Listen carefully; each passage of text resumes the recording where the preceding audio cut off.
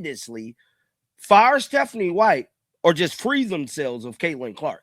Because as of right now, we still is about halfway through this season. And if Stephanie White continues to display the type of coaching nightmare she's having, this will bankrupt their entire organization.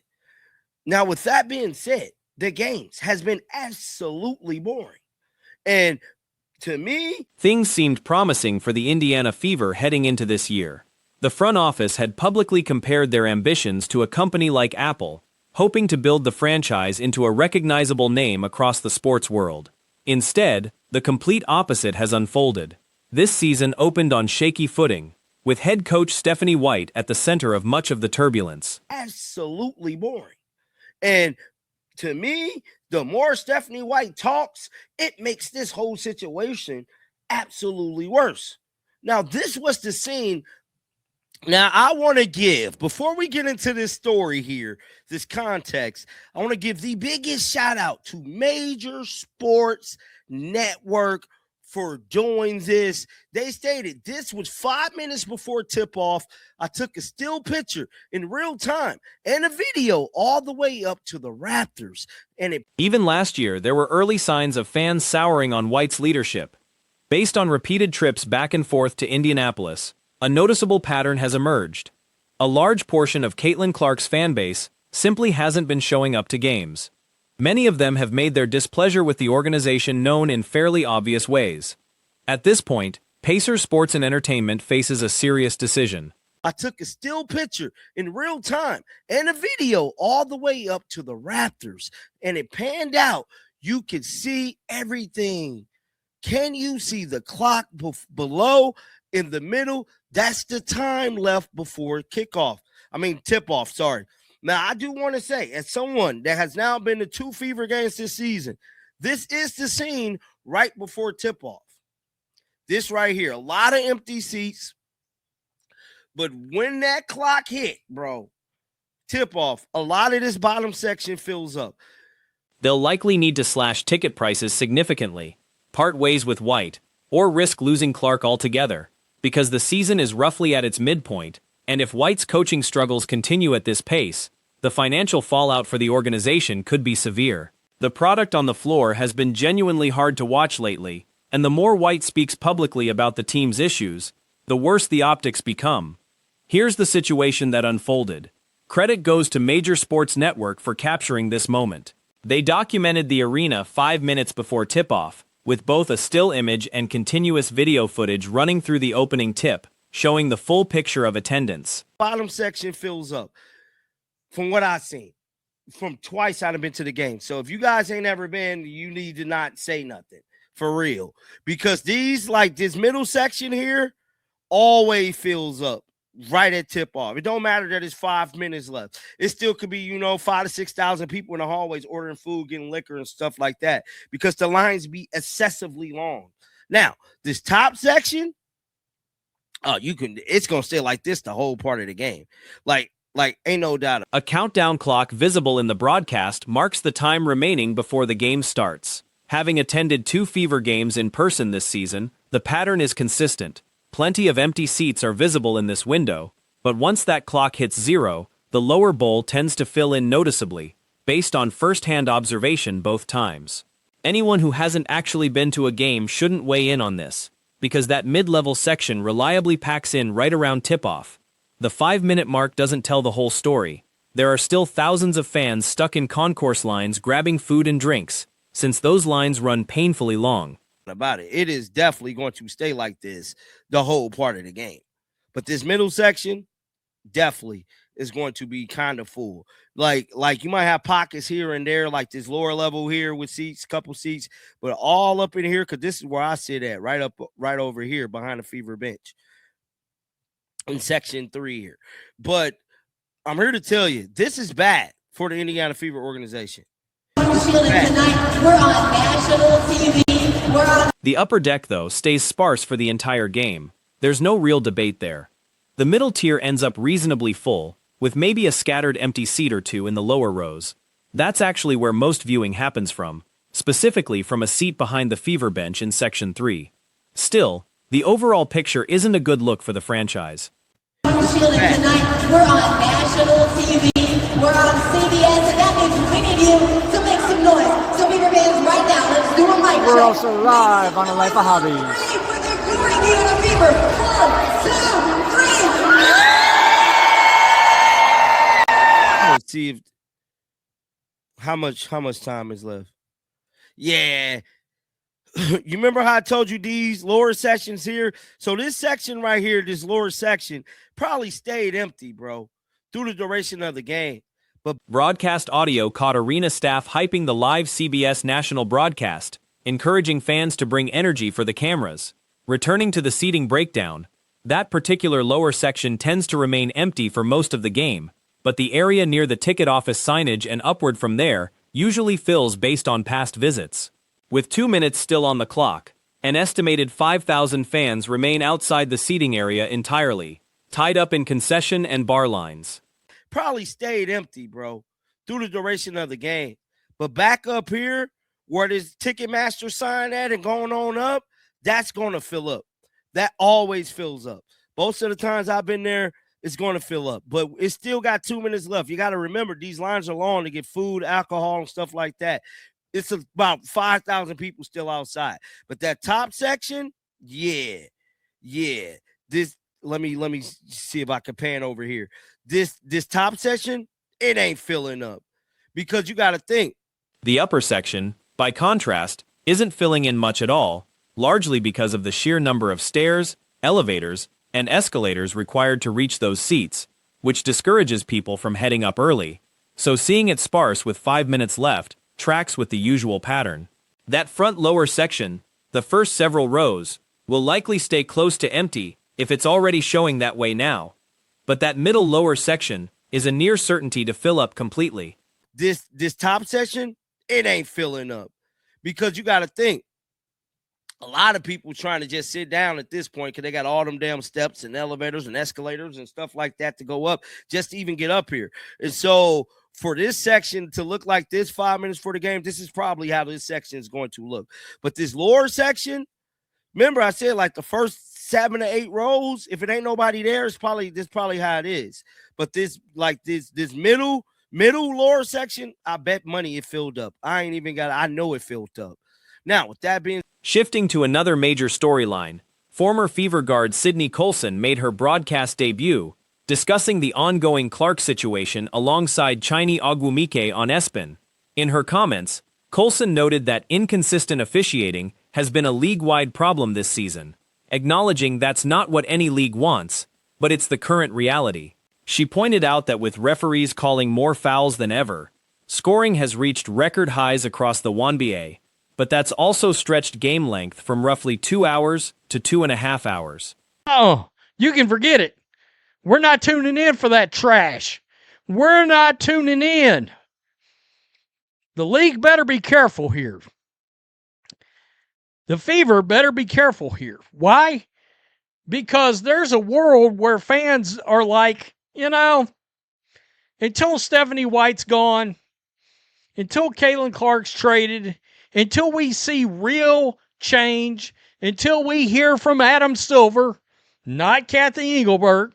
She emphasized that while more fouls are being called, there's still a noticeable gap in game management and situational awareness from officials. Calling fouls doesn't necessarily mean controlling how physical or loose a given game becomes, since some contests play out as intensely physical while others turn into scoring shootouts, revealing a real lack of consistency. She explained this inconsistency becomes especially problematic in high-profile matchups, pointing to the Alyssa Thomas and Caitlin Clark incident as a prime example. Both are elite players, she noted, but Thomas plays a more aggressive, edge-of-the-rules style, while Clark has, at times, been known to sell certain contact. Silver, not Kathy Engelbert. Until Kathy Engelbert is fired, run out, and you don't install some agenda-laden DEI hire in there, we're not watching until all of these demands are met. Until we feel satisfaction with the one player that largely people are tuning in to see, which is Caitlin Clark. Coloson argued that scrums like this call for heightened officiating awareness, but instead, the league ended up reacting after the fact, taking the rare step of issuing a suspension over a non-call, which she described as an unusual move. She added that the reaction was largely driven by how the moment looked on slow-motion replay rather than how it appeared in real time, noting that during live game speed, the contact didn't stand out much since players fall and collide constantly throughout a game. She suggested that building narratives from freeze-frame replay Largely, people are tuning in to see, which is Caitlin Clark. So, 2 posts have backfired. Let's start with this one, because the irony was not lost on me. Tomorrow, meaning tomorrow night's game, we are celebrating Inspiring Women Night, presented by Anthem Blue Cross Blue Shield. Health insurance. She stressed that both players involved, who are known for being vocal about physical play, got up and continued playing in real time, and that the resulting backlash toward Thomas, regardless of intent, has been disproportionate and difficult to watch, given the wave of criticism she's faced since the incident. Coloson closed by expressing hope that the league finds a better way to balance increased scoring and physicality with closer monitoring of marquee matchups, so situations like this don't spiral into uncontrollable public narratives going forward. Reacting to those comments, there's strong pushback against the idea that Coloson essentially excused a dangerous play. Health insurance. Of course, I don't have any sense. So I said, Caitlin Clark gonna need Blue Cross Blue Shield by the time all these hateful ass players get done with her. I mean, fans aren't having it. Stop pretending to care about women. You don't. It's obvious you're trying to give Caitlin Clark's career-ending. Given that she was Clark's teammate in Indiana and witnessed firsthand the physical treatment Clark has dealt with, framing the incident as something that merely looked different on camera doesn't hold up. What happened was wrong, plain and simple, and that should have been said directly. The release of the Indiana Fever's official injury designation was expected to spark backlash among supporters, and that's largely what happened across both the franchise and the league more broadly. A significant portion of the fan base has been discussing skipping tomorrow's nationally broadcast matchup entirely, despite the game being available free over the air, on cable, and through several streaming options. Clark's career-ending injuries, what a bunch of hateful liberal women. Look at that. I meant to show you guys that the other day. I'm glad this popped up. What is with that kind of hateful stare? And we know why you're staring hatefully at Sophie Cunningham. We're not confused. Evelyn DR, not today. Many commenters made clear they had no plans to tune in regardless of accessibility. There's growing concern that the league and the organization may be underestimating how serious this sentiment has become. A segment of supporters has framed their position in absolute terms. No viewership until head coach Stephanie White is removed, until a trade involving Caitlin Clark takes place, until visible changes occur within league leadership, and until Commissioner Kathy Engelbert is replaced, with calls for that replacement to come from outside what some described as an agenda-driven hiring approach. I would rather go out and get all my teeth pulled without lidocaine. Damn, donkey. Then watch Stephanie White's shitty, boring offense with dribble, Mitchell leading the team. Call me when Cece gets back. Boycott the Indiana Fever games. Boycott. I will be celebrating not watching the Fever tomorrow. The underlying demand is straightforward. Satisfaction regarding how the league's most watched player has been treated before fans return their attention to the product. 2 recent promotional posts from the organization drew particularly sharp criticism. The first centered on an upcoming Inspiring Women-themed game night, sponsored by a health insurance provider. Boycott. I will be celebrating not watching the Fever tomorrow. Wow. WNBA, where everybody gets a shot. This shit writes itself. Are you kidding me? You have enabled assault. Refused to stand up for your player until backed into a corner, blamed her, minimized her, tried to turn her into a role player because you are embarrassed to. The pairing struck many commenters as unintentionally ironic, with remarks suggesting the sponsor's services might end up needed given the physical toll Clark has reportedly absorbed from opposing players this season. Replies accused the league of performative messaging around supporting women while failing to protect one of its most visible athletes, with some labeling the post tone deaf and accusing the organization of indifference toward her well-being. Commentary also circled back to a separate viral image showing a player's expression during an on-court exchange, which fans interpreted as hostile, and pointed to as further evidence of tension directed at a specific Fever player. Tried to turn her into a role player because you are embarrassed to support and lose membership in the club. Do better, Amber Cox and Indiana Fever. You know, that's a great point. Let's pull up this picture. Guys, if I go out there and walk up to another grown-ass man that's also 6 foot tall, whatever, and I jump on this dude and I knee him while he's on the ground in his sack, all right? Other replies expressed outright refusal to watch the team's current style of play under the coaching staff, describing it as slow and unappealing without Clark on the floor, with several stating flatly they'd return only once she's back in the lineup. Calls to boycott Fever games circulated repeatedly through the comment section. One widely shared comment accused team and league management of effectively permitting physical mistreatment of a player by failing to take a firm stance early, instead appearing to shift blame onto the player herself and downplay the severity of incidents in order to avoid friction within the league.